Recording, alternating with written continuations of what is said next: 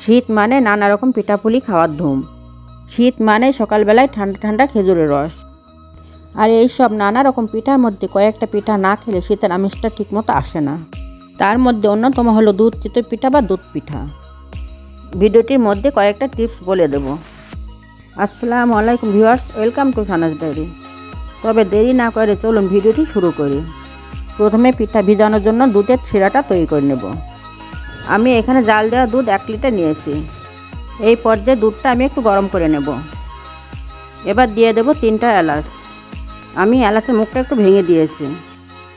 এখানে 1.5 কাপ চালের গুঁড়া এবং 1/2 কাপ আটার অনুপাতে দুধের শিরা বানিয়ে নেব। আপনারা চাইলে দুধটা একটু ঘন করার জন্য গুঁড়া দুধও ব্যবহার করতে পারেন। এই পর্যায়ে দুধের শিরা বানানোর জন্য প্রথমে আমি 100 গ্রাম চিনি অ্যাড করে নেব। আপনার চিনির পরিবর্তে গুঁড়ো ব্যবহার করতে পারেন। গুড় দেওয়ার সময় চুলাটা বন্ধ রাখবেন, না হয়তো গুড় দেওয়ার সঙ্গে সঙ্গে দুধটা ফেটে যাওয়ার সম্ভাবনা থাকে। এবার দুধের শিরার ভিতর 1 কাপ পুরানোর আগে অ্যাড করে দেব। আমি মিডিয়াম টু হাই হিটে দুধটা জাল দিয়ে নেব। আমি প্রথমে 100 গ্রাম চিনি অ্যাড করেছিলাম, আর বাকি 50 গ্রাম চিনি এখন অ্যাড করে দেব। এখন দিয়ে দেব সামান্য লবণ। এখন আমি মিডিয়াম আঁচে রেখে দুধের শিরাটা 7 থেকে 8 মিনিটের মতো জাল করে নেব। আর প্যানের চারপাশে যে সরটা জমাবে সেটা দুধের সাথে ভালোভাবে মিশিয়ে নেব। যেহেতু এর মধ্যে কোনো পানি অ্যাড করিনি, তাই অনেক সময় নিয়ে খুব বেশি ঘন করে শিরা বানানোর কোনো দরকার নাই। থেকে বরং শিরা মোটামুটি ঘন এবং বেশি হলে পিঠা ভালোভাবে ভিজতে পারবে। দুধের শিরা তৈরি হয়ে গেলে এবার একটা ঢাকনা দিয়ে ঢেকে রাখবো যেন দুধটা ঠান্ডা হয়ে না যায়। প্রথমে আমি নিয়ে নেব 1.5 কাপ চালের গুঁড়া। এরপর নিয়ে নেব 1/2 কাপ প্যাকেট আটা। এবার অ্যাড করে দেবো 1/2 চা চামচ লবণ। সব উপকরণগুলো দেওয়ার পর এবার একটা চামচের সাহায্যে ভালোভাবে মিশিয়ে নেব। আমি এই পর্যায়ে কুসুম গরম পানি ব্যবহার করব। কুসুম গরম পানি বোঝাতে একটা আঙুল ডুবিয়ে রাখা যায় এমন গরম পানি। আপনারাও চেষ্টা করবেন কুসুম গরম পানি ব্যবহার করার।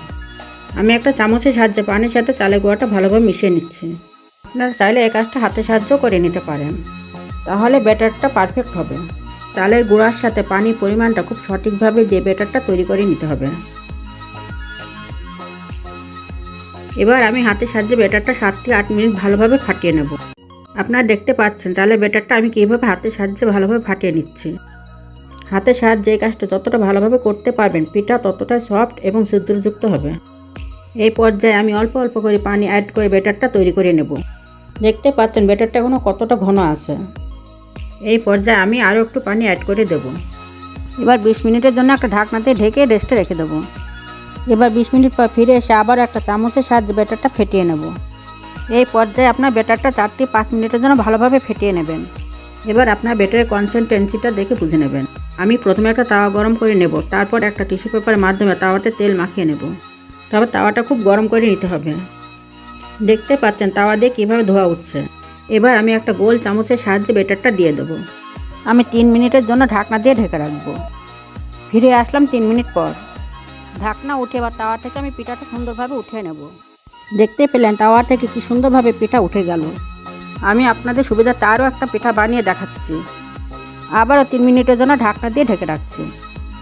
দেখতে পেলেন তাওয়া থেকে আবারও কি সুন্দরভাবে পিঠা উঠে গেল। আপনারা দেখতে পাচ্ছেন পিঠাগুলো কত সুন্দরভাবে ফুলেছে এবং কতটা জালি বা ছিদ্রযুক্ত হয়েছে। এবার আমি পিঠাগুলো গরম দুধের শিরার ভিতর দিয়ে দেব। আমি প্রতিটা পিঠা গরম থাকতে থাকতে গরম দুধের শিরার মধ্যে দিয়ে দিয়েছি। তারপর পিঠাগুলো দুধের শিরার ভিতর ডুবিয়ে দেবো, যাতে করে পিঠাগুলো ভিতরে দুধের শিরা ঢুকতে পারে। আপনারাও চেষ্টা করবেন পিঠাগুলো গরম থাকতে থাকতে দুধের শিরার ভিতর দিয়ে দিতে। এই ব্যাটারে আমার মোট 10 পিস পিঠা হয়েছে। আমি দুধের শিরার ভিতর মোট 8 পিস পিঠা দিয়েছি। আমি আপনাদের দেখানোর জন্য 2 ঘন্টা পর দেখাচ্ছি এটা কতটা সফট হয়েছে। এই পিঠাটার 8 থেকে 10 ঘন্টা পর ঠান্ডা অবস্থায় খেলে স্বাদ কিন্তু দ্বিগুণ হবে। দেখতে পাচ্ছেন পিঠাগুলো দুধের শিরার ভিতর দেওয়ার পর কতটা ডাবল হয়ে গেছে। আমি এই পাত্রে 2টা পিঠা উঠাই নিচ্ছি। দেখতে পাচ্ছেন পিঠাগুলোর ভিতরে কত সুন্দরভাবে দুধের শিরা ঢুকে গেছে।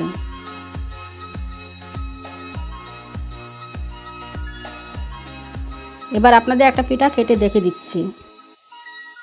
তৈরি হয়ে গেল সুস্বাদু এবং মজাদার দুধ চিতই পিঠা বা দুধ পিঠা। ভিডিওটি ভালো লাগলে একটা লাইক দিয়ে চ্যানেলটি সাবস্ক্রাইব করে পাশে থাকবেন। আজকের মতো আল্লাহ হাফেজ।